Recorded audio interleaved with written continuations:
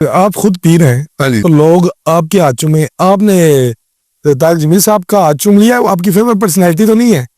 ہاں جی، طارق جمیل صاحب کے جب میں نے ہاتھ چوما تو لوگوں نے کہا جی پبلسٹی اسٹنٹ ہے، اچھا ٹھیک ہے، اور پتہ نہیں کیا کیا کہا.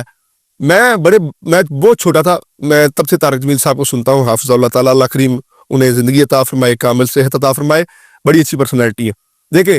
میں ہر اس شخص کا ہاتھ چوموں گا جو مودت اہل بیت بیان کرتا ہے. بنو امیہ میں جو عمر بن عبدالعزیز ہوگا نا، وہ ہماری آنکھ کا تارا ہے. ہم نے مروان کو تو مانا ہی نہیں نا، اسے تو ہم نے پرے رکھا ہے، بلکہ ہم اس پہ لعنت کرتے ہیں. ہم نے مانا حضرت عمر بن عبدالعزیز کو، چاہے وہ پوتا ہے، مروان دادا تھا، لیکن کیوں کردار میں عمر بن عبدالعزیز وہ شخصیت ہے جس نے مولا علی پہ ہونے والا سب و شتم ختم کیا ہے. ہم ایسے سلام کرتے ہیں اور ہم کہتے ہیں جا تیرے پہ سیدہ راضی ہو، اور ہم اسے اس دور کا مجدد مانتے ہیں، حضرت عمر بن عبدالعزیز رحمہ اللہ تعالی. تو میں سمجھتا ہوں کہ دیوبند حضرات میں معذرت کے ساتھ میرے بڑے اچھے دوست ہیں، میری بڑی قدر کرتے ہیں، میں ان سے بڑی محبت کرتا ہوں، ان کی قدر کرتا ہوں، لیکن ان میں ایک عنصر ہے کہ جو بھی لوگ توحید کی طرف تھوڑے راغب ہوتے ہیں نا،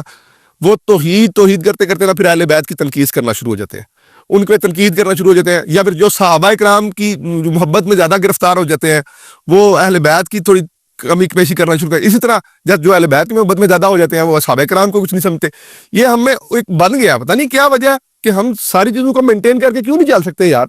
تو یہ میرا ان کے ساتھ عقیدت، جو ان کا ہاتھ چومنا ہے نا، وہ فقط اس لیے تھا کہ یار ایک ایسے طبقے میں رہ کے جہاں پہ علی علی کرنا بڑا جرم تھا، اور سٹیجز میں بیٹھ کے جس لحاظ سے حکمت اور تدبیر کے ساتھ مولا علی کا ذکر اس بندے نے کیا ہے، میں کہتا ہوں میں اس کے پاؤں بھی چومتا، مجھے شریعت نے اجازت نہیں دی، میں نے صرف ہاتھ چومے ہیں.